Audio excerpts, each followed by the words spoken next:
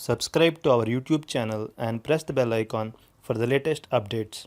How to add your business hours in Truecaller app. Go to your phone menu, find the Truecaller app and click on it. Click on the left menu. Click on the pencil icon next to your business name. Now scroll down to opening timing section. Click on the plus icon.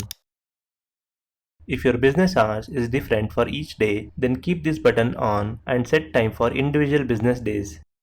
If your business hours is same for all days, then toggle this button to turn it off. Now select your opening and closing time.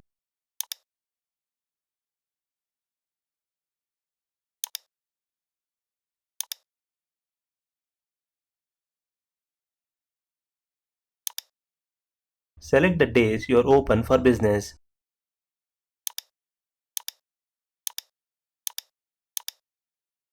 Click Save to apply the changes. That's it, changes has been saved.